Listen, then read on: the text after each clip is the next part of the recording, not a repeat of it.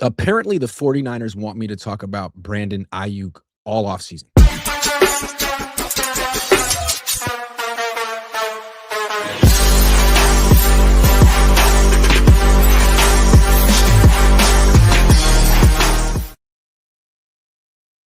What's up, everyone? Welcome to Quality Control. I'm Grant Cohn. Sorry I'm a half hour late. My internet went out 3 minutes before I was going to start, and I had to unplug it and plug it back in. That's the extent of my technological knowledge in 2026. So we're going to start with Brandon Aiyuk today. The show is called The Real Reason the Niners Haven't Cut Him.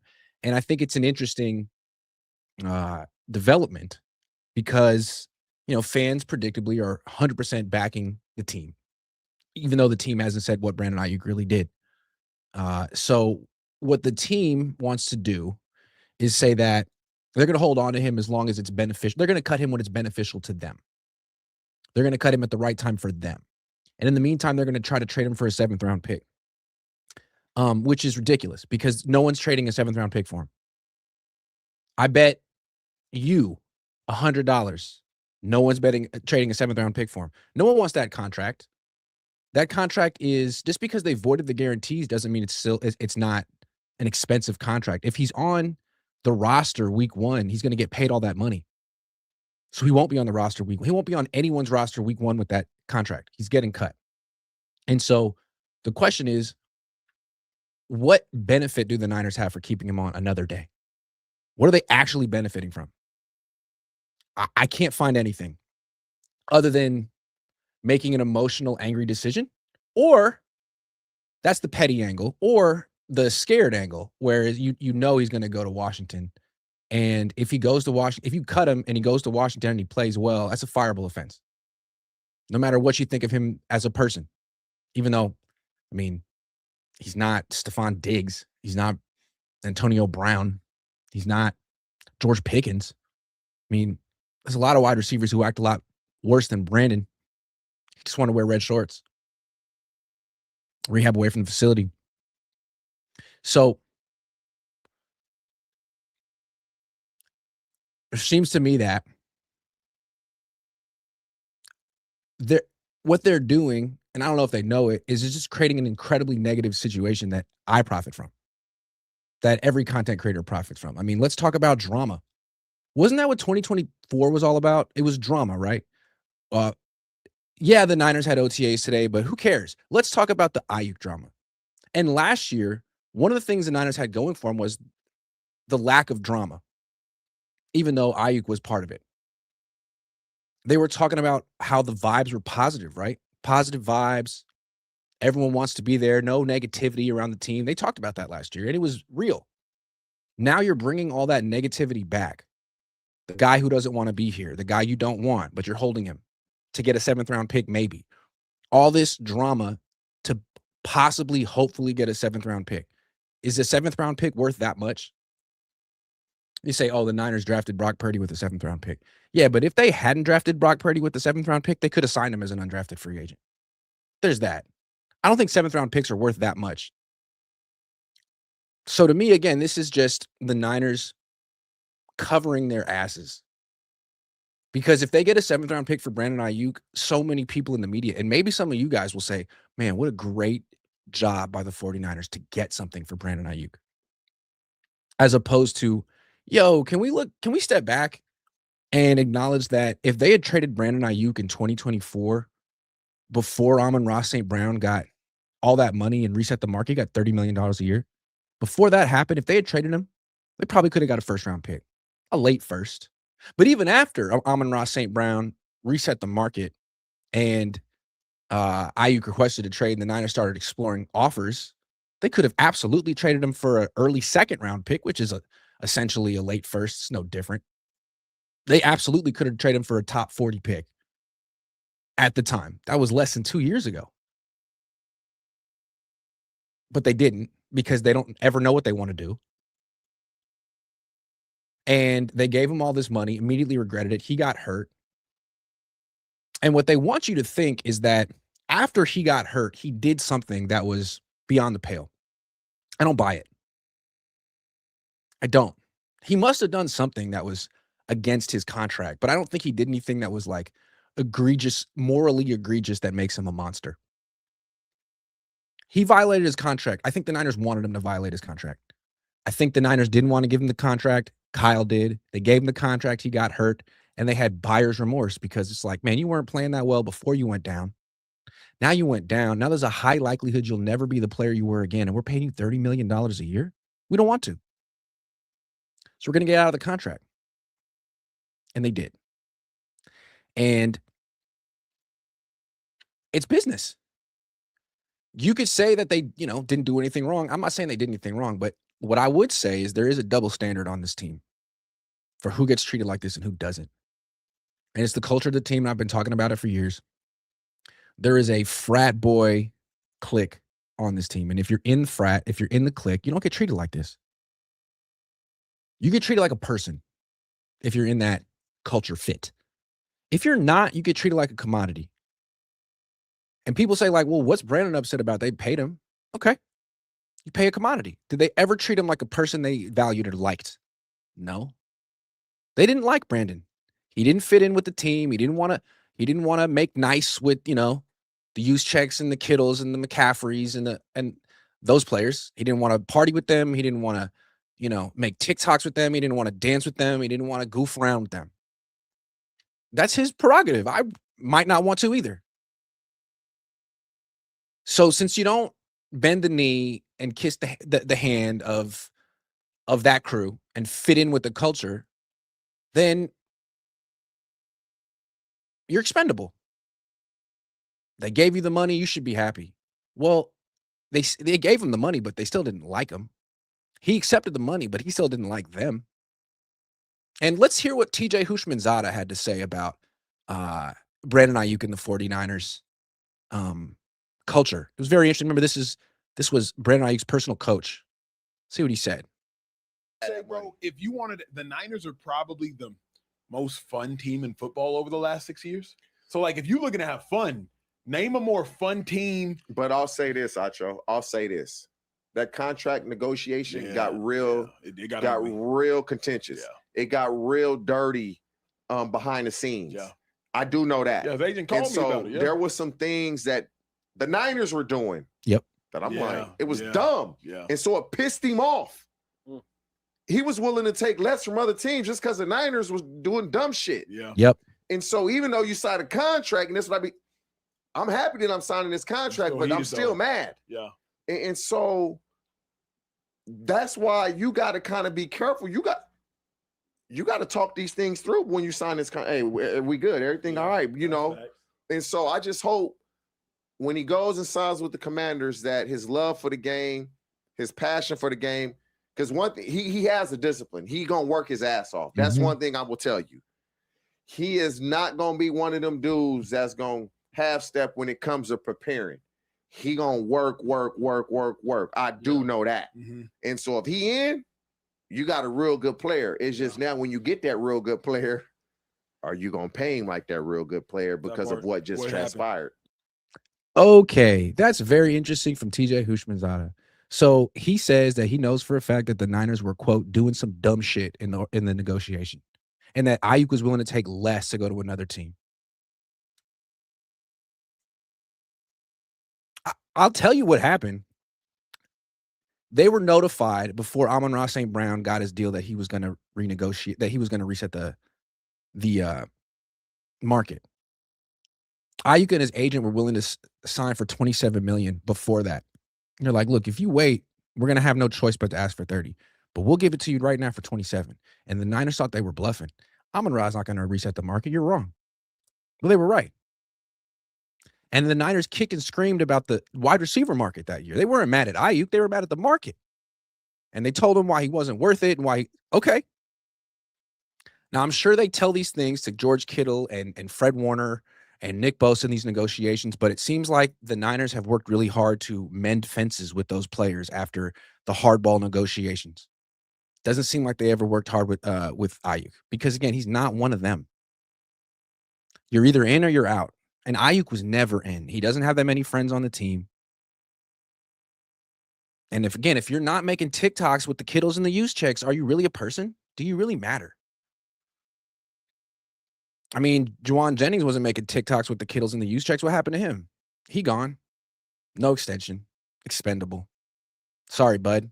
But then you got a guy like Kyle Juszczyk, who doesn't do that much. He's not that important, but he's got to be a Niner for life, right? Greenlaw wasn't a Niner for life, but Juszczyk is. Because he's friends with the right people. If Brandon Aiyuk, look, if Juwan Jennings, this is the realest thing I've ever said on this show. If Juwan Jennings really wanted to stay with the 49ers and get paid, he should have went to Cabo. He should have pretended to be Mac Jones' friend. He should have pretended to be George Kittle's friend. He should have learned how to play golf. You know, he should have learned the lyrics to some Taylor Swift songs. He should have learned how to dance. George Kittle likes it when you dance. Juszczyk likes it when you dance. You got to dance. You got to entertain. If Jennings had played ball like that, he'd have a 3-year extension. But Jennings wanted to keep it real. Aiyuk wanted to keep it real. The Niners are the definition of when keeping it real goes wrong.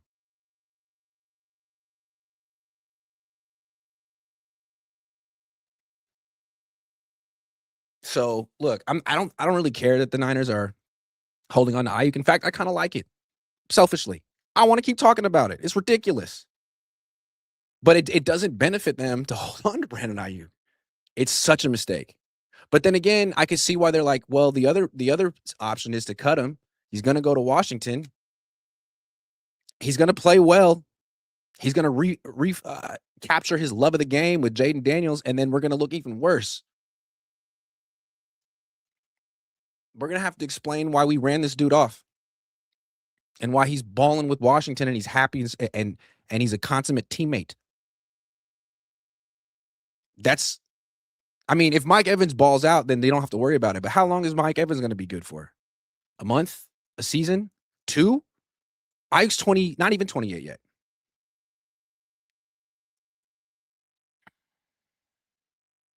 If Brandon Aiyuk had gone to Cabo with the guys and made friends with the guys, they wouldn't treat him like this. I think we've seen the team long enough to know that if Devondre Campbell had found his way to Cabo, he wouldn't have got treated like he got treated. We hear things about how certain players fit the culture and other players don't. Aiyuk didn't fit the culture because he wasn't friends with the culture.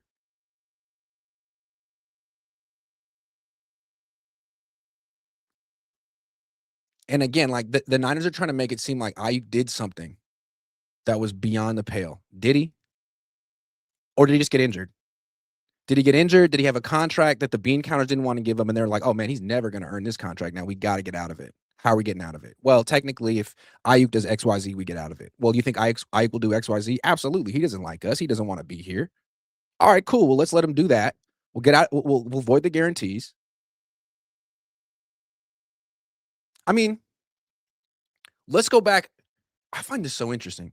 They voided the guarantees because of something that happened in June or July, but then he came back to the team anyway. I was there. He was at every practice in the offseason. He was like a coach.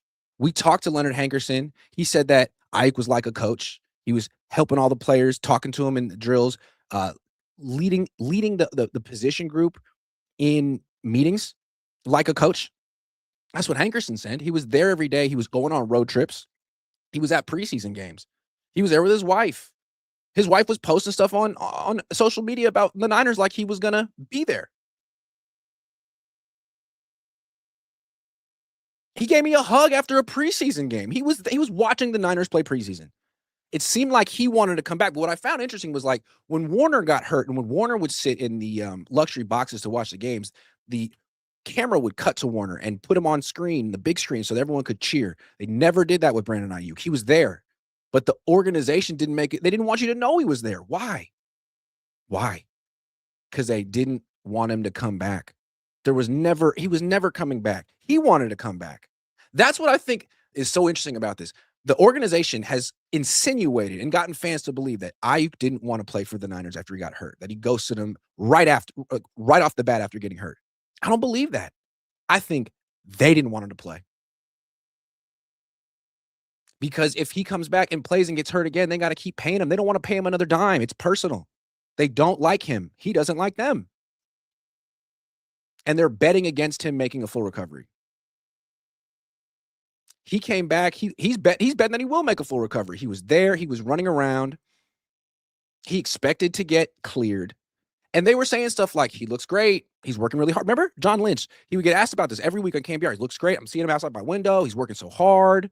Any week now, just not this week. They never had any intention of bringing him back.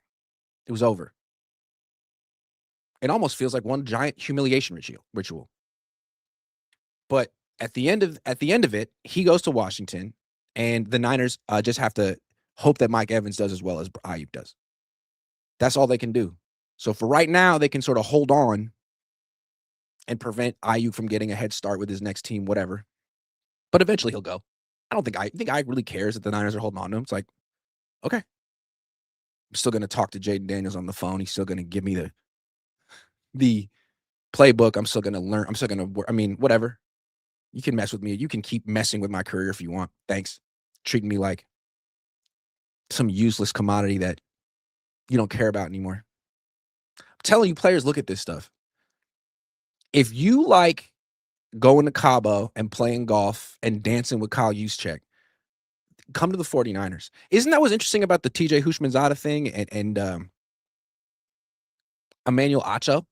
Acho is so innocent. He's like, but the Niners, like, I can't think of a more fun team to play on. And Houshmandzadeh was like, like, I gotta have Aiyuk's back on this one. It's like, it's really fun for a certain segment of the team. The other segment of the team feels utterly alienated, isolated, which to me is not a great culture. You need a great culture is a team where all 53 players are included and feel like one, not just the rich guys hang out with each other or the upper crust. And it's like you had all those rich dudes going to Cabo, and you had Pearsall, Cowing, and Garendo, the three of them going to Japan. How are they not? You got to have a team, not like the haves and the have-nots, or the ins and the outs, the star-belly sneeches and the sneeches with no stars upon dars. So I'm saying, we got a star-belly sneech situation here. You know what I'm talking about. The star-belly sneeches are Kittle, Juszczyk, McCaffrey, Purdy, Mac Jones, Trent Williams. Debo had no star upon hit dars. He had no star. No one said Debo needed to be a Niner for life, but Juszczyk needs to be a Niner for life. No one said Greenlaw needed to be a Niner for life. No one said Aiyuk needs to be a Niner for life. No one said Jennings needed to be a Niner for life. But Colt McKivitz might. I don't think the Niners come away looking good from this. We see what they're all about, what their culture is.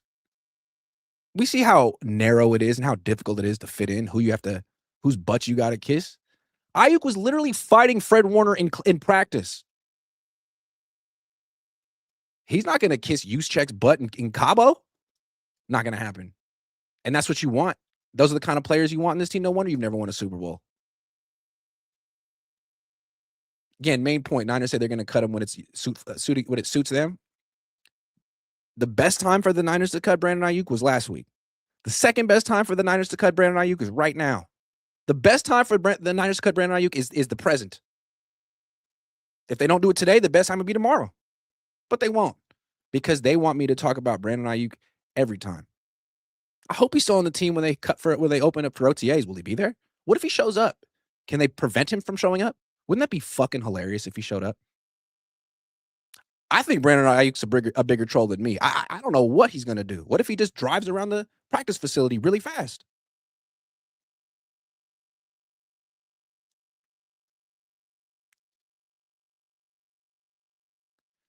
Again, I just feel like these are two sides that didn't get along.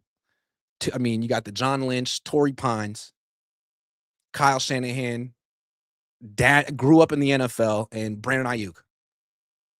Just didn't see this, not coming from the same walks of life. And when he got hurt, they didn't see him as a person. Like, oh man, dude, if Christian McCaffrey had hurt his knee like that, dude, the Niners would have. Where do you want to rehab, Christian? Where do you want to rehab? You want to rehab in Nova Scotia? Go to Nova Scotia. Whatever it takes. You want to rehab in Germany? Go to Germany. You sweet, sweet prince. Am I wrong? Nick Bosa tears his ACL. Where's you think Nick's in the Bay? Bet you he's not. I bet you the Niners' attitude for Nick is whatever you want, Nick. Whatever you want. Just thank you so much for being on our team. Nick doesn't even go to Cabo. He just looks like he'd fit the Cabo crew, even though he doesn't want to be in it. But Brandon Aiyuk tears his knee in 3 places after getting more money than the Niners wanted to give him, and they're like, this guy probably got hurt, probably meant to get hurt, probably got hurt on purpose. That seems like something Brandon, we probably would mangle his knee just to get back at us. Does he even like playing football?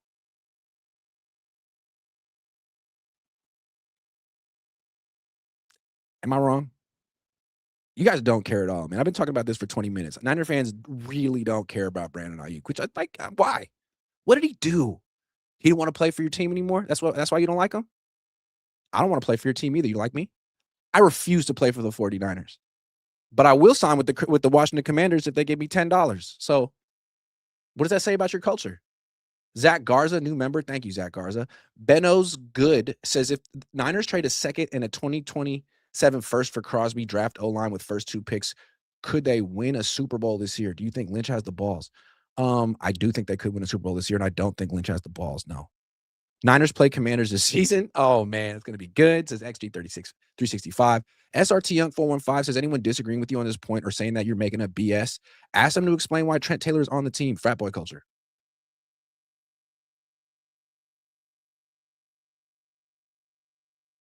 Yep. I'm telling you, if Brandon Aiyuk was best friends with George Kittle, he'd be on the team. The Niners wouldn't have voided his guarantees. And that's what's wrong with this organization. And they got rid of Brandon. And who they replaced him with? Someone George Kittle wanted. Did you guys hear that? Mike Evans was talking at a press conference. They're like, so who do you know on the team? He was like, oh, well, George Kittle was really campaigning for me to come here, man. He's been talking to me for years about coming here since the pro. Like, oh. So George Kittle really is the GM of this team. If George Kittle likes you or wants you, you're on the team. As soon as you lose George Kittle's support, you're out. I bet you Trent Taylor will be on the team next year. Niner Nick says KS doesn't know how to handle personalities. Harbaugh would have set him straight. He needs to go for the simple reason KS can't handle him. I think Kyle Shanahan's really smart. I don't know that he has like a ton of emotional intelligence, which isn't a knock. Not everyone does. I'm not sure Bill Belichick has a lot of emotional intelligence. I think Sean McVay does. I think Jim Harbaugh does. All right, let's stay in the same vein. You've heard this offseason that the Niners are interested in trading Renardo Green. Larry Krueger said that he has a source saying that Renardo Green just doesn't fit the Niners culture. What does that mean? What did Renardo Green do? What did Brandon Aiyuk do? Here's another guy, Renardo Green, who just doesn't fit the Niners culture. And so we're here to assume that he did something wrong, or he's a bad guy, or he's a diva, or he's not in with the team. Seems to me he just might not be a Cabo guy. Maybe he doesn't like golf. I like golf. Maybe he doesn't like Taylor Swift. Maybe he's not in TikTok. But it just seems like there's a certain segment of the team that if you don't play ball with the crew, then you are going to be expendable at some point. And with Renardo Green, like, okay, I can understand why they wouldn't want him because he's a man-to-man coverage cornerback, and he's good at it. Look at his numbers, and he doesn't give up a lot of catches. He breaks up a lot of passes. Is he good against the run? No. Is he good in zone coverage? No. Is he a playmaker? No. But you knew that when you drafted him. He intercepted one pass at Florida State. The book on him was really good athlete, good man-to-man coverage, man-to-man specialist. So the Niners draft him and put him in zone. And when it doesn't work, they insinuate that he somehow doesn't fit the culture. No, man, you just use him wrong on the field. It has nothing to do with the culture. And you see, like, Kyle yelled at him sometime, like in the playoff game, and Green walked away, and now we're looking at him as he's a malcontent. They're doing the same thing to Green that they did to Brandon Aiyuk. It's not enough to be like, you know what, we're kind of done with you. We don't really want you. You got to make it seem like it's the player's fault.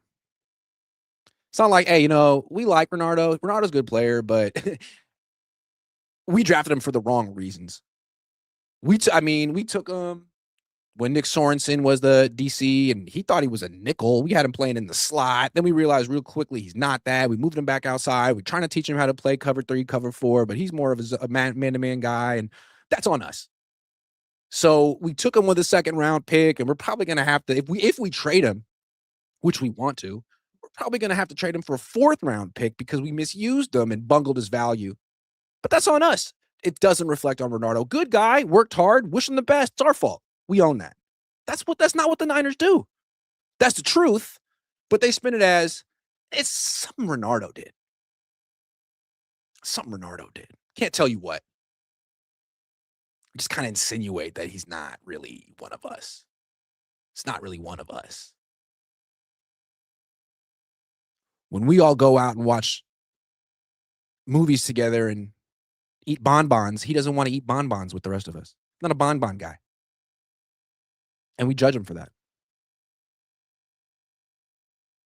Same thing with Aiyuk, right?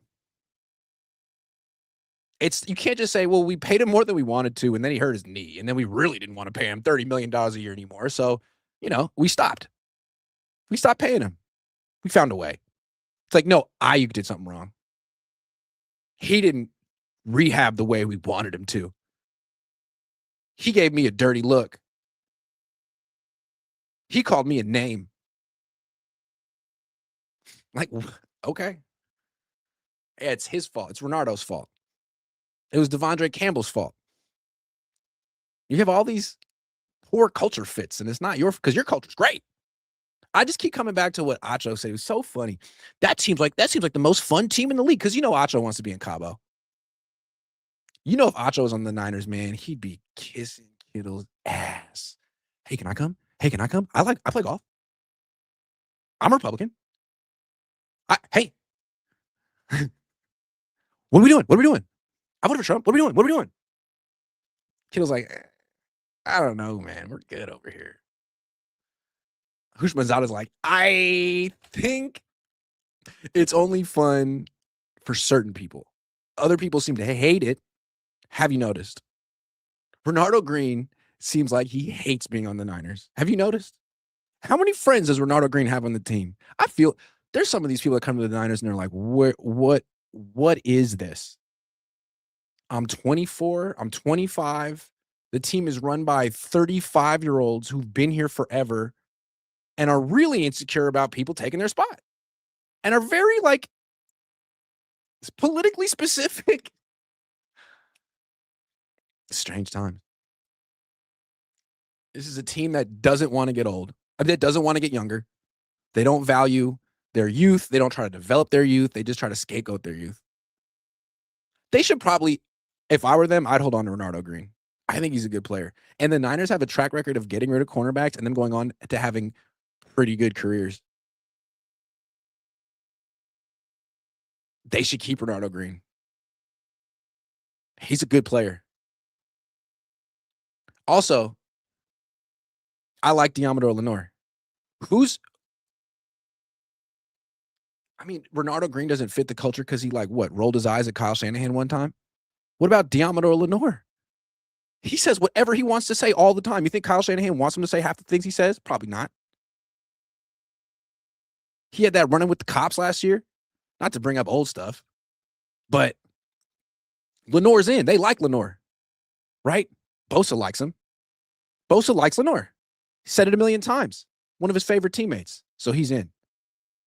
Renardo, if you want to stick around on the Niners, you better become best friends with Nick Bosa.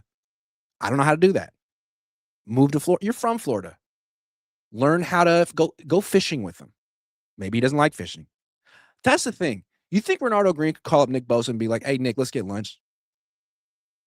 I bet you he doesn't even have Nick Bosa's number.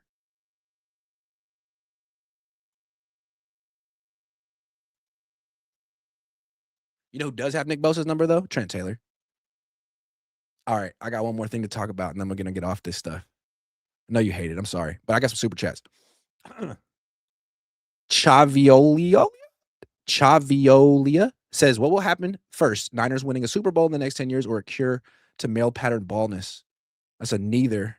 Austin McCarville says, regardless if they cut him or get a 7th-round pick, I feel like if he gets back into form, it'll look bad either way. They just want to be petty for sure. Yeah. If he gets back into form, they're going to look really bad. Propa says, poor Aiyuk, man. Chose to stay here for generational money, and they're really requiring him to show up to work and be part of the team. Niners are too much. Chose to stay here for generational money. But he did show up, though. That's what I don't understand about Niner fans who are taking the team side. They took away his guarantees in like June. He was ready for week 1.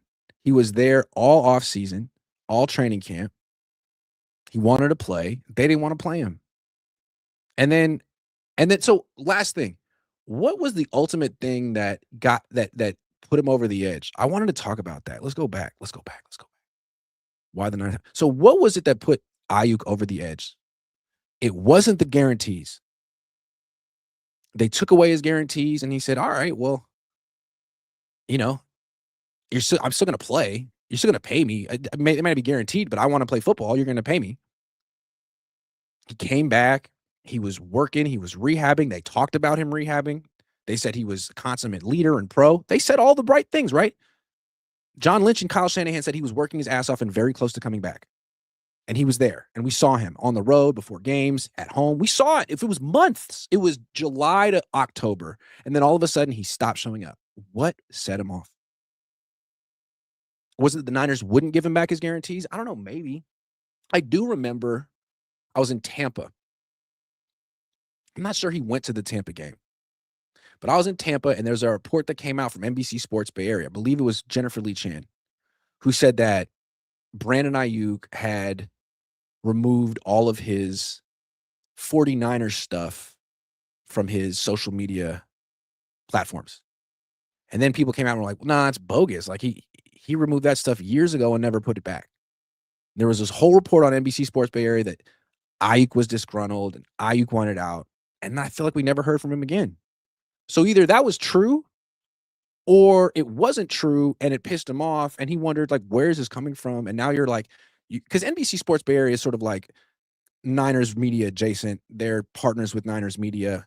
They work together. They get special access. I mean, he could say, like, he could be wondering, did you feed this to NBC Sports to make me look bad? After I'm trying to play and you won't let me? I want to play. You're acting like you don't need me and you don't want me out there anymore. And then you get this report from NBC Sports Bay Area that I'm upset and I just deleted all my stuff. Like, no, that was 2 years ago when you pissed me off the first time. Was that it? Again, from Niner fans' perspective, they always act like he got hurt, he goes to the team, he never came back. That's not what happened. He got hurt, they took away his guarantees, he came back, he was there for 3 months. The team said he was this close to playing. They never opened his practice window. They could have opened his practice window for 3 weeks and been like, he's just not ready, and shut him down. They wouldn't even open his practice window. That bogus report came out, and then he walked away. And you have no sympathy for this because the organization doesn't, because they don't look at him as a person. They look at him as a commodity that fell apart, as opposed to Christian McCaffrey, as opposed to Kyle Juszczyk, as opposed to Kittle. These are Niners for life. These aren't just football players, part of the family. Speaking of families, I find this so interesting. The NFLPA report card comes out every year. They've had 4 or 5 of these. And the Niners get very high grades, except for a few things. So I'll go through their grades real quick. Team ownership, A-. General manager, A-. Head coach, A-. D coordinator, Saleh, A. Special teams coordinator, B+. OC, A-. Position coaches, A-. Strength coaches, A. Weight room, A. Food, dining, A. Home field, A. Here were the ones that weren't A's. Obviously, training room, training staff, C-, C-. Those are the worst ones there. Team travel, C+. I don't know what that means. It should just mean that they're on the West Coast. It's a lot of traveling and it's far. I feel like they have, probably nice private jets. So maybe it's just players not liking being this far on the West Coast. I don't know. Locker room, B. And the funny thing about them getting a B for the locker room is that they immediately renovated it. They renovated the locker room, not just for them, but for the Super Bowl. So when they see that, they're like, oh, shit. Nutritionist, dietitian, B+. Here's the one that interests me. Treatment of families, B. Surprisingly low. And what's interesting to me about it, too, is that's 2026. 2025, the Niners' grade for treatment of families was B+. And in 2024, it was A-. So it's gone down slowly 3 years in a row. And my question is, what does it mean, treatment of families? I would imagine that a lot of players on this team would give an A to the Niners for treatment of families. You think the Kittles and the Juszczyks and the McCaffreys and the Williamses and you think they feel like their families aren't taken care of? I mean, we see Claire Kittle at games. She's on the sideline. She's in luxury booths. She's in the freaking tunnel after games. It seems like they're taken care of. I would imagine Kittle gave the Niners an A+ for treatment of families, which makes me feel like there's another segment of the team that gave them, C's, maybe D's, and it averaged out to a B. So what's this about? I don't know. I guess I'll have to ask players in the locker room off the record when I get in there, which will be in September. But it just kind of reinforces the idea that there's two classes of players on this team. The star-belly sneeches and the ones without stars upon theirs. And if you're a star-belly sneech, then your family gets taken care of. I would imagine that the Kittles, the whole family, the mom, the dad, brother, cousin, if there is a brother, anyone associated with Kittle probably has a huge, really nice luxury suite. How do you think Renardo Green's family gets treated on game days? How do you think Brandon Aiyuk's family got treated on game days? Debo's family? I don't know. But I bet there's a few people be like, hey, man, how come these people get all these privileges and my family can't get anything? We're in this room with the TV. I think the Niners should care. I think they should care that their culture is clearly fractured, that it's an elitist frat boy, rich boy culture. I think they should care that they have the worst training staff in the league. I think they should care about the substation. I think they should care that they're one move away from being Super Bowl favorite. I think they should make the move.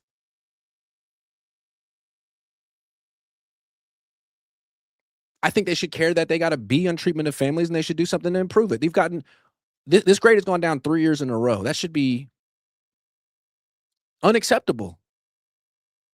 When they didn't like the locker room, you did something about that. You put in like new wood paneling and shit, new lights, so it looked new and nice. All right, well, treat moms better.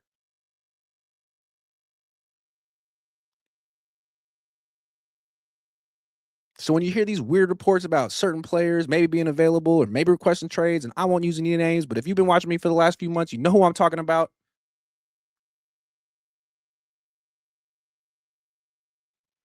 Are they in or are they out? That's the question. And if they're out, do you think it pisses them off that Trent Taylor's in? That Trent Taylor's a Niner for life? I bet it does. XG365 says common denominator when it comes to the players who don't meet the culture. Yeah, what is that common denominator? I don't know. I'm not smart enough. Niner Nick says, can we rename Cabo Clip to Scuba Squad? LOL, I can be part of the Scuba Squad. Any free agent. That's hell yeah. Flattest Cohn says, I don't think Kittle trying to be funny in the Super Bowl on the CMC fumble isn't talked about enough. That should be his legacy, worse than K. Williams. Yeah, man. Can we talk about that for a second? And so this is what I'm talking about. When Kittle does that stupid shit in the Super Bowl and says, hi, George, and McCaffrey, first of all, McCaffrey fumbled on the play. No one cares. Then Kittle fucked up even more. Hi, George, and the ball's right there, and he could have recovered it, but he didn't. Can you imagine if Brandon Aiyuk fumbled in the Super Bowl? Can you imagine if he said, "Hi, George," while blocking and didn't recover a fumble in the Super Bowl? That would be his legacy. But George did it, and no one remembers it or talks about it because, wow, what a good guy he is. It's not just that he's a great player. He's a human being I can relate to. He's just like me. He's quirky. He's funny. He means well. He's got a wife and a family. He is a person before being a player. So if he makes the stupidest mistake ever in the Super Bowl, I mean, I can relate. Maybe I would have said hi, George, because I'm kind of funny too. But Brandon Aiyuk gets no leeway. He didn't do any stupid shit like that. But if he had, can you imagine what people would be saying about him? He walked away from the team and he said hi, George, in the Super Bowl. It's truth. Mad Niner Fan Club says the Niners would have incurred a $41 million cap hit in accordance with Spot Track next year. I believe that's the real reason the Niners decided to move on from him. Plus, he's a diva. Yeah, he's expensive. They don't like him. He hurt his knee, and they think he won't be worth $30 million a year. Now, again, if they liked him and he played golf and danced in TikTok videos, they might have turned the other cheek and said, you know what? It's okay. You're one of us, part of the family. But he's more of a YouTube guy. Riker Trav says, hey, Grant, great show. I really enjoy your content. Thank you very much. All right, real quick, before I get on to Maxx Crosby, that's my next topic. I want to shout out this week's sponsor. Last day for this group, Mint Mobile. Stop overpaying for wireless just because that's how it's always been. Mint exists purely to fix that. Mint Mobile is here to rescue you with premium wireless plans starting at $15 a month. All plans come with high-speed data and unlimited talk and text delivered on the nation's largest 5G network. Bring your own phone number, activate your own phone and number. You can bring your own phone and number, activate with eSIM in minutes, and start saving immediately. No long-term contracts, no hassle. Ditch overpriced wireless and get 3 months of premium wireless service from Mint Mobile for $15 a month. This will save you hundreds and hundreds of dollars a year. And if you don't realize how much you're spending for wireless, you should probably check it out and see how much you could be spending with Mint Mobile. If you like your money, Mint Mobile is for you. I like my money. That's why Mint Mobile's for me. Shop plans at mintmobile.com/Cohn. That's mintmobile.com/COHN. Upfront payment of $45 for a 3-month 5 GB plan required. It's the equivalent of $15 a month. New customer offer for first 3 months only, then full price plan options available. Taxes and fees extra. See Mint Mobile for details. All right, let's talk Maxx Crosby. What I think is so interesting about the Maxx Crosby situation is, one, Maxx Crosby clearly doesn't want to leave the Raiders. And I love that about him. He even said on a podcast recently, it would feel cheaper to leave the Raiders and win a Super Bowl. It wouldn't feel right. It would have to be with the Raiders. I love that about him. He's even said, like, I'm a fucking Raider. And it's such a cool thing to say. Like, yeah, you really are. He has it tattooed on him. He wants to be a Raider for life. He's one of the best players in franchise history. He's up there with Howie Long. Great player. So why are they shopping him? They say they're not anymore, but they were. And they made it seem like, oh, well, we just kind of have to, he's worth so much. It's business, it's not personal. But then he failed his physical, and it's like, okay, so you're going to keep him? I'm not so sure. The way I look at it is, I feel like Brady wants him off the team, and I could be wrong.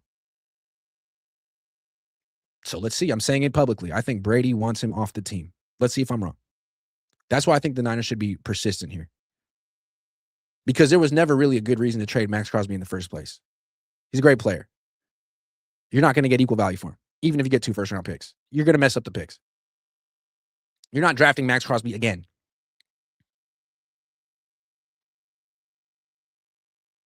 And I think that's why I think that, call him up, see what you can do. Because if you get Maxx Crosby, you're the Super Bowl favorite. And that should be the goal of this offseason. There's no one you can sign in free agency that's going to make you the Super Bowl favorite. Signing Joey Bosa doesn't get it done. Signing Joey Bosa just furthers the problem of your culture. That's another guy who fits with the culture. You need to bring in guys who don't fit with that frat boy cowboy culture to even it out, so other people who aren't invited to that trip or don't feel like they're included in that group feel like they're a part of the team. That's what you need to do. Joey Bosa wouldn't help that. Joey Bosa would just confirmed that if you're friends with certain players in the team, you're good. And if you're not, you're expendable. You have this giant opening opposite Nick Bosa at the end. That's where you make your big move to put yourself over the top. Not on offense. It's on defense. And is Jonathan Grenard, would he do it? Not necessarily. Maybe. He had 3 sacks last year. Crosby the one. And again, I love that he's trying to put Brady in a tough position. I think the whole thing that's going on between him and Brady is that Brady took over the team. He's an owner of the team, and he's acting like it's his team. When I think Crosby's attitude is, no, it's my team. So these are very, very big egos in conflict. Whose team is it? Crosby's telling you it's his team. I've been here longer than you. This means more to me than it means to you, Tom. I don't like Crosby's like, I didn't want to tank. I don't ever want to come off the field. I'll die for the Raiders. Meanwhile, Tom, you want to tank. You don't want me to play. You don't want to be here. I'm here. You're over with Leonardo DiCaprio and Braxton Berrios' ex-girlfriend. What the hell is that? And allegedly, Crosby called him out on it, which I freaking love. God love you, Max. Who the hell is Tom Brady?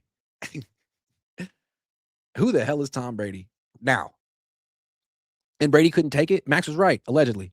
Brady couldn't take it, allegedly. His panties got all up in a twist, allegedly. And that's why I don't think Maxx Crosby's going to be on the team this year, because Tom Brady's ego is that fragile, allegedly. Maybe see if I'm wrong. Take advantage. God put this here for me and you. Take advantage. What's that from? Take advantage, Niners.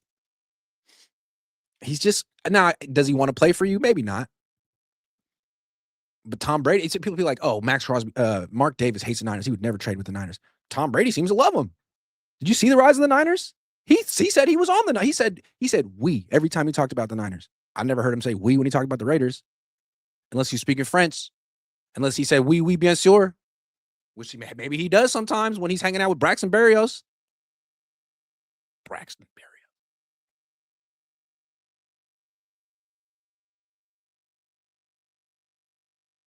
You're this close to being the best team in the league. And you know what? They're not going to make the move. They're not going to call for Maxx Crosby. They're not going to get Maxx Crosby. They're going to sign Joey freaking Bosa and just be content being like the 4th best team in the NFC. And then when they come up short, they're going to make some bogus excuse like injuries did them in. Nah, man, you could have traded for Maxx Crosby and you didn't. Maybe they will. Trade a second this year and a first next year. Win the Super Bowl.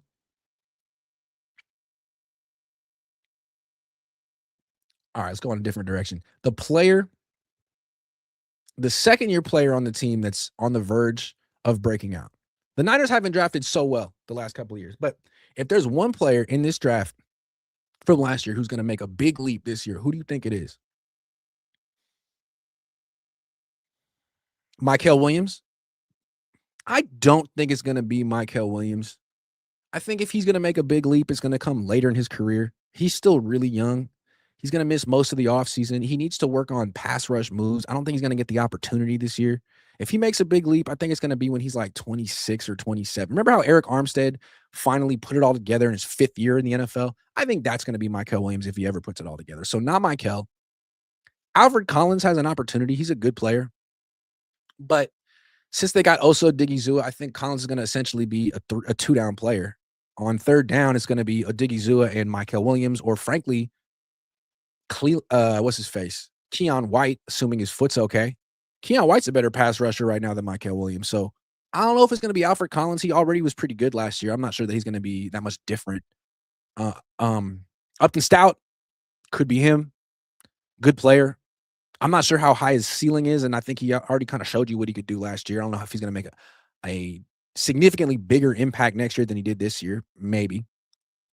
Nick Martin, I think the Niners told you what they think of him when they brought back Dre Greenlaw. I think the Niners told you what they thought of him when they didn't play him all freaking year. So no on Nick Martin. CJ West, again, he's a depth player. He's not going to play very much. They just traded for Odigizua. He's probably not going to play very much. Jordan Watkins, I'll believe it when I freaking see it. I still have a theory that Kyle Shanahan wasn't really involved in player acquisition much last year because the Niners are punishing him for signing Brandon Aiyuk and, drafting Ricky Pearsall and other busts. So they let the scouting department draft offensive players, and Kyle didn't like them and didn't play them or whatever. That's my theory. So I don't expect much from Jordan Watkins. I don't expect much from Jordan James. No, the player I think is going to be the breakout guy this year is Marquise Siegel. Because unless they're planning on spending a first-round pick on a safety or they're going to sign one soon, he might be the best free safety on the team. I mean, Jair Brown simply isn't good enough. He's not fast enough. He's not instinctual. He's like Talanoa Hufanga without the instincts and the ball skills. And he's not a good player. That's not a good player. And I'm not sure why the Niners went back. Siegel to me was like, I guess he got himself benched because he was giving up big plays, but he always seemed like he was in the right place at the right time. As a run defender, it seemed like he was in the right place at the right time, usually the first guy to the ball, and not missing tackles as a rookie, which was impressive. Then in coverage, he got mossed so many times and gave up so many catches right at the catch point at the moment of truth. But so did Deommodore Lenoir the first year or two of his career. And now he's one of the better cornerbacks in the league. And I think with Lenoir, it was instructive because he, just like Siegel, was in the right place at the right time. He just couldn't finish plays. And it's like, well, is it because you're 5'10", or is it just because you're young and you need some experience? It was because he was young and needed some experience. Siegel, if he stays healthy all offseason, I think he has a real chance to take a leap and take that job from Jair Brown and actually be a good player. He wasn't a good player last year, but he was promising. And if he can become the guy, if he can fulfill his promise this year, it's a good safety. I'm intrigued for Marquise Siegel. He's really fast. He has very good contact courage. And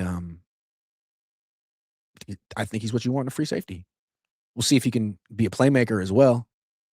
We'll see. It's always tough to understand what the Niners want from these young defensive players because they have a new defensive coordinator every year. And the guy who, Lynch essentially lets the coordinators pick the players. So Siegel was a solid guy. And now you got Raheem Morris in here. What does Morris think of Siegel? Does he like him? Does he not? I don't know. I like him.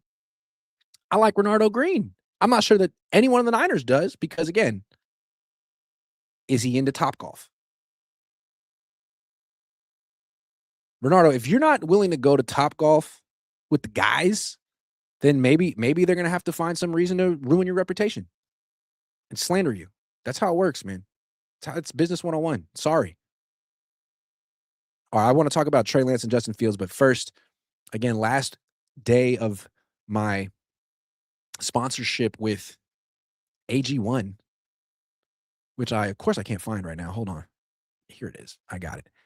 Come out of your winter slump and reset for the season ahead. Prioritizing your health doesn't have to be complicated and can make a meaningful difference in how you feel. AG1 is a daily health drink clinically shown to support gut health and fill in common nutrient gaps. With 75 plus ingredients, including 5 clinically studied probiotic strains, AG1 replaces the need for a multivitamin, probiotics, and more. It's challenging to stay consistent as schedules shift into spring, so take advantage of more daylight and kickstart your mornings with one simple scoop. Most supplements overcomplicate things with tons of pills and confusing timing, not AG1. And here are the benefits. Energy, superfoods, and B vitamins in AG1 provide nutritional support to help you stay steady and consistent. Daily energy support to give you keep you moving through the spring. I love B vitamins. Whenever I drink too much, which is rare, B vitamins, B complex, they got it right in here. Also, immune health, daily immune support that helps you stay at your best, powered by antioxidants, probiotics, and functional mushrooms. All I can say is I haven't really gotten sick in the last couple of months. I'm just saying. And then gut health, AG1 Next Gen delivers 5 strands of clinically studied probiotics that have been shown to support digestion, immune function, and alleviate occasional bloating. I'm telling you right now, I haven't felt bloated in a while. And this coming from a guy who had occasional bloating, tons of bloating. So go to drinkag1.com/Cohn to get an AG1 Flavor Sampler and a bottle of Vitamin D3 and K2 for free in your AG1 Welcome Kit with your first AG1 subscription order today, only while supplies last. That's drinkag1.com/Cohn. I hadn't even heard of AG1 until they started sending me stuff and wanted to sponsor my channel. I was like, thank you. And I like health. Now, like I take it every day, and everywhere I go, I see it. I can't stop seeing AG1. I feel like everyone else just got hooked in the last 6 months as well. So shout out to AG1 for being a good product and people for being healthy. Okay, this is interesting. Trey Lance signed another 1-year deal with the Los Angeles Chargers, and the Kansas City Chiefs are acquiring Justin Fields. They're trading for Justin Fields. I don't know exactly what the trade is, how much they're giving up. Probably not a lot. That's 6th. Anyway, doesn't matter. I think it's funny. I think it's interesting how these quarterbacks bounce around and how the league is learning not to give up on them, because college football is not a developmental league, and it takes most quarterbacks years in the NFL before they don't suck. And Sam Darnold has taught people, don't give up on these quarterbacks. Baker Mayfield, Mac Jones. Not only that, I think the Niners having success with Mac Jones last year has kind of shown teams like you really do want to have a good backup quarterback. It's valuable. The Niners could trade Mac Jones for a 3rd-round pick, but they just have to spend that on a quarterback because you need a good backup quarterback. And it's no guarantee that some rookie will be a good backup quarterback, because rookies tend to suck in the NFL. Even good ones like Justin Fields. So should I start with Justin Fields? I'll start with Justin Fields and I'll come back to Trey Lance. I love this spot for Justin Fields. I've always felt that Justin Fields could work. He just needs real development. And he hasn't gotten it. There's not a lot of real development in the NFL. Andy Reid is as close to it freaking gets. This is a guy twice removed from Bill Walsh. He was a Mike Holmgren disciple. Mike Holmgren was a developer. He developed Brett Favre. And we've seen Andy Reid have success with Justin Fields-esque quarterbacks in the past, like Michael Vick. So here's what Andy Reid's going to do with Justin Fields that's going to give him a chance. Andy Reid has the most sophisticated and large screen package in the NFL. He's got 1,000 ways to throw screens from 1,000 different formations. He's got 1,000 quick, easy throws in his offense. It's a West Coast offense. Quick, easy throws. A pass is as good as a run. Extended handoffs. So Justin Fields, his whole career, has been trying to make really difficult throws, holding the ball, trying to throw it down the field. That's going to be kept to a minimum in Kansas City. He's going to have a bunch of easy completions. They're going to use his legs, and he's going to have some deep shots that he can take. And of course, he won't be the starting quarterback when Mahomes gets back, but this will be a nice little reclamation project. I think it's going to work. It worked with Michael Vick. Michael Vick's best years of his career were in Philly. He was his most explosive in Atlanta. He won games in Atlanta. His numbers were awful. Then he went to prison. Then he came back. He wasn't quite as explosive anymore. He's about 30 years old, and his best statistical seasons in every way were with Philly and Andy Reid. Because all of a sudden, he didn't have to be a freaking superhero. He could just execute the offense, complete a bunch of short, easy throws, and take some shots down the field to Deshaun Jackson, and it worked. Now, he didn't win a Super Bowl. I'm not saying they're going to win a Super Bowl with Justin Fields, but he's going to go from being a non-functional losing quarterback to, I bet you they win a bunch of games with Justin Fields next year. And then he'll go somewhere else and have a career like Sam Darnold. And Andy Reid will show the league exactly how to use this guy because no one else has figured it out yet. Which is strange to me. Like, I think Philly, like, you had Andy Reid. You should be able to see what he sees. Your quarterback sucks now. I'm sorry. Jalen Hurts sucks now. He stopped running last year. That's a deal breaker to me. You got to run, buddy. You're not Kirk Cousins. You're not Mac Jones. You got to run. You stopped running. You suck now. That offense was really good with a dual threat quarterback who's willing to use his legs. That's Fields. He should be the backup quarterback in Philly, but he wouldn't play because they're financially tied to Hurts. So he goes to Kansas City with Andy Reid because he can play for half the season or the full season, and I think it's going to work. So good for the Chiefs, and I wouldn't be surprised if Justin Fields is a starter somewhere else next year, maybe even Philly. I love when a good coach like Andy Reid gets a talented quarterback and knows what to do and develops him. Andy Reid's a hell of a coach. Then let's go to Trey Lance. Trey Lance is still young. He's like, how old is Trey Lance? Trey Lance age. He's 25. He's going to turn 26 in 2 months. He still hasn't started much, but he's still young compared to Sam Darnold. And he gets to be he's on his third team. He gets to be with the Chargers again, which means that he must have impressed Jim Harbaugh enough, even though he didn't do that great when he was pressed into duty. Still, the whole Chargers team was kind of messed up. Their offensive line was messed up. Their wide receivers weren't great. Not to make excuses. All I'm saying is we're learning not to write these quarterbacks off. Trey's still young. And maybe, who knows, I think worst case scenario for Trey is he'll have a long career as a backup, kind of like Blaine Gabbert.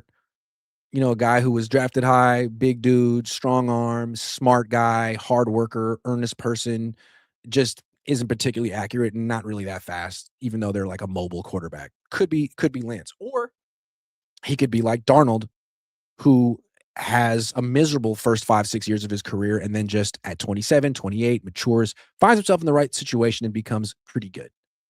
Those seems like the range of outcomes for Lance. And what I think is cool about him staying in LA with the Chargers is now he gets to work with Mike McDaniel.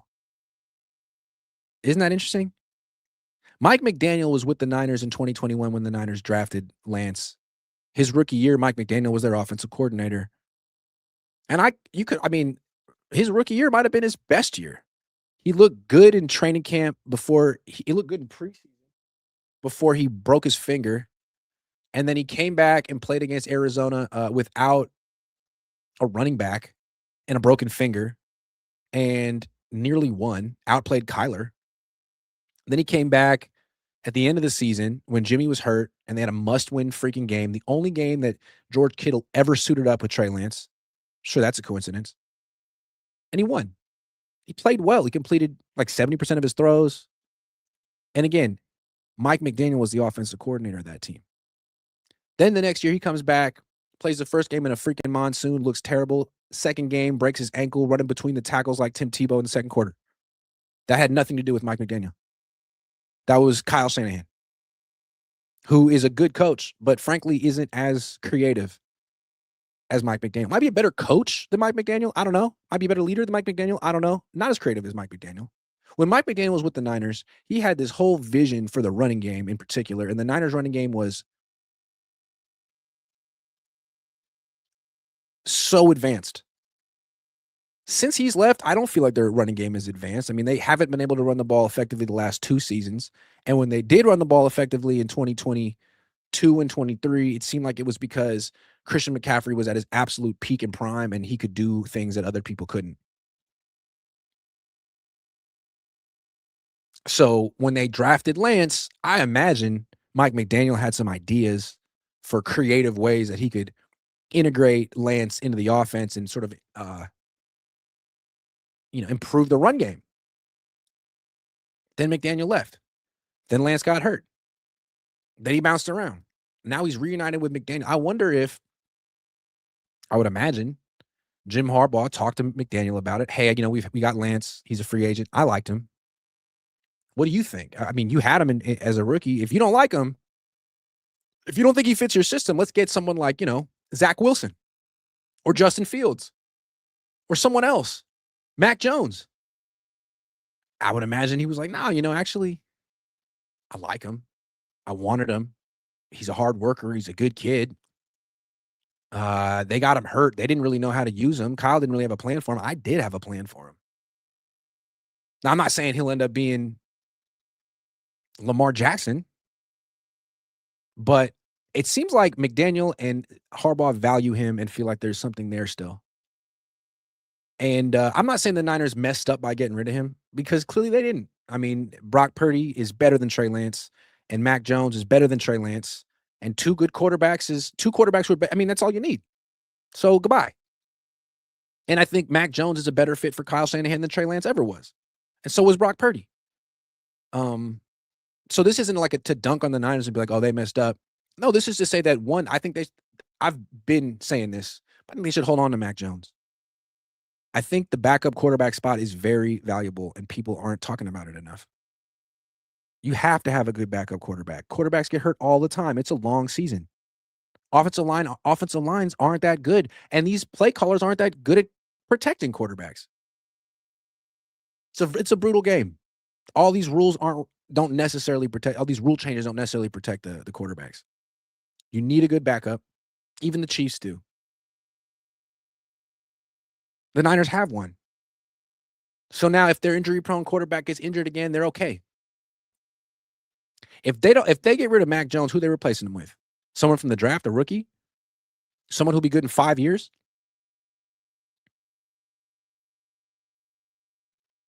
Got to keep Mac Jones. Curtis Rourke isn't stepping in next year and winning games for you.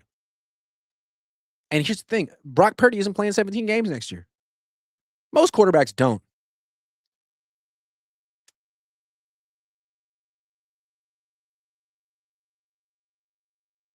All right, let's get some more super chats. Too Much Sauce says, if you had the option, would you extend Mac Jones to a 2-year, $35 million extension? Not now. No reason to do that now. He signed a contract. Play it out, buddy. Maybe next year. One of my things that I didn't like about the way the Niners handled Brock Purdy was that they gave him that contract extension too fast. There was no reason to give it to him last year. They should have waited. And if they had waited and he'd missed another 9-8 games, they wouldn't be paying him $53 million a year right now. They messed that up. Lamont 757 says, be honest, is Mendoza better than Purdy is? Doza's him. I mean, is Mendoza better than Purdy? Mendoza's going to the Raiders. He's going to struggle next year. Purdy's going to have a better year than him, I would imagine. But if you put Mendoza on the Niners, would he struggle? I don't think so. He's also 6'5" and huge. I'd rather have Mendoza.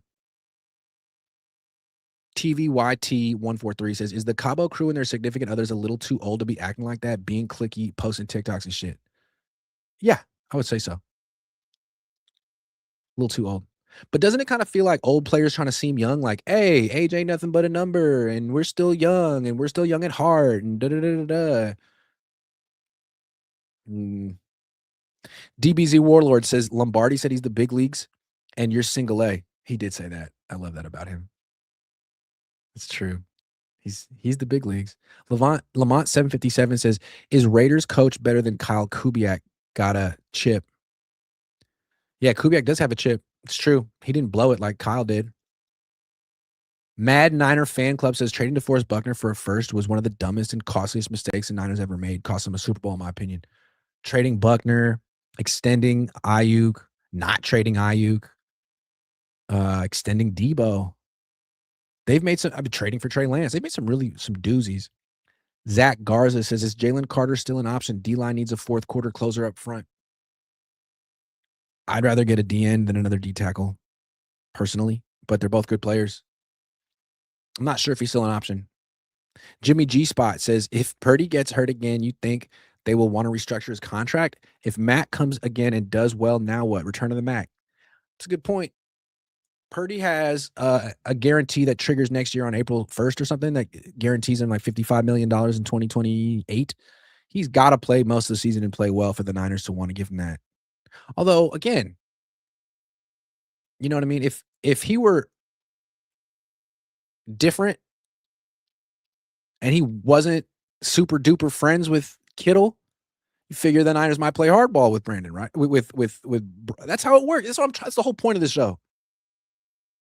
If Brock weren't in the in crowd, then he'd be under fire right now. Hey, man, you missed some time last year. And if you miss more time, then the Niners aren't going to want to pay you all this money. And instead of just like getting out of the contract, they might try to like tarnish your name so that people think it's your fault. But they won't do that to Brock. Why? They would never do that to Brock. But they do it to Brandon. That's my point. I don't think Brock has to worry. He's in. He could miss another 10 games next year, but he's just such a good guy, man. Shops at Kohl's. The only Flav says that the Niners paid me $48 million for 25 catches, and then I was a whiny little biznatch for 2 years. I wouldn't care when they release me. Yeah, I don't think Brandon cares when they release him. I would say that. Yeah. Is he been a whiny little biznatch, or have the Niners been a whiny little biznatch? Who complained that the wide receiver market was what it was? We want to pay you $25 million a year. Okay, well, that's not the market anymore. Well, we don't like the market.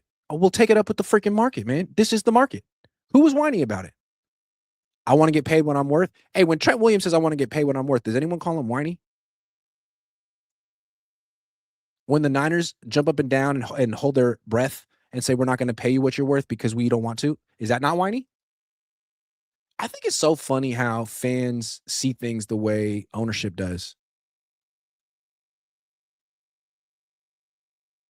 I don't know. I always looked at like ownership as kind of like the evil empire. Like, how could you be rooting for Darth Vader?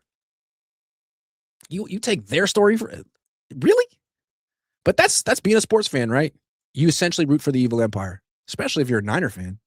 It's not like you're rooting for the freaking Arizona Cardinals. Brandon says, you hating because you can't sit with Cabo Click? Yeah. This is just all me. This is sour grapes, man. They never invited me. Remember that time that Brandon Aiyuk didn't get invited to Cabo, but he went anyway and just like stayed right next to him, but didn't kick it with him? Remember that? Don't you wish you really knew what was going on? We only know like 5% of what's really going on. All right, guys. It's Monday, 10:41. I took my AG1. I got my Mint Mobile. It's time for me to get so yoked. So yackled. I'm in a bulking phase right now. I'm trying to put on some muscle that I'm going to cut. I'm in a cutting phase after that. But right now I'm bulking. Can you tell? Can you tell? I'm so yackled right now. Yackled. But I work out at Orange Theory, and they don't really have super heavy weights. There's only so much I can do. Otherwise, I'd be even more yackled than I already am. Is that a technical term, a scientific phrase? Yackled. Yoked. These are words people use to describe me. Tall, handsome, smart, funny, professional, not attention-seeking, accurate, honest. What I don't understand is when people make fun of my hat. This is a nice hat. And just because it's really tall doesn't mean it's not. It's Fred McGriff style. It's Crime Dog style. It's coming back. Didn't you hear? It's coming back. Okay, so look. I got this at the golf course in Oakland at Chabot. If you buy hats at golf courses, they're often made by whoever this is. I don't know. And they look like this. I got one at Blue Rock Springs in Vallejo last year, and it was the same exact type of hat. And they're made like this. I don't know why they're Fred McGriff style, but if you pull them down on your head too far, they look stupid. So you got to go Fred McGriff style. Got to go McGriff style. That's how they're made to be worn. Also, I think it's tight that it says par 6 because it's the only place in west of the Mississippi that has a par 6, Chabot. And I like that it's A's colors because fuck the A's. Yeah, it comes from, and that's from the heart. You left, we don't even like you. Go miserably disappoint the good people of Las Vegas while we rep the red and gold. I mean, the red and yellow the way it should be repped. A's. I see you hiding that big old pimple on the right side of your head. Oh, shit. Yeah, I was picking at it too. I think I have it because I wear the hats. Why are you looking at my head like that? Let me see your face.